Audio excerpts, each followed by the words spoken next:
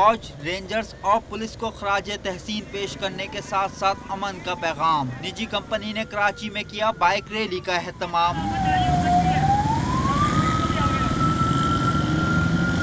मज़ार कायद से सीवीओ तक निकाली गई रैली में लड़कों के साथ लड़कियों ने भी महारत दिखाई।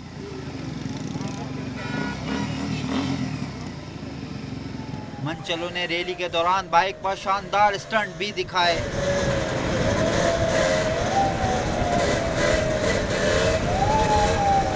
नौजवानों का कहना था कि शहर की रोशनियां बहाल हो गईं और रैली का मकसद कराची में अमन का पैगाम देना है। पाकिस्तान एक सेफ कंट्री है, यहाँ पे आके आप लोग कॉन्सर्ट कर सकते हैं, घूम फिर सकते हैं और एंजॉय कर सकते हैं। जितने भी आप देख रहे हैं यहाँ पे सारे फैमिली भी आई हुई है और दोस्त अहबाब भी हैं और एक गेट टुगेदर भी है साथ साथ। पाकिस्तान है उसमें एक बहुत अमन पसंद मुल्क है और यहाँ पर देख लें, हम रैली निकाल के साबित करना चाहते थे कि दुनिया को दिखाना है कि हम बिल्कुल अमन से रहते हैं इधर।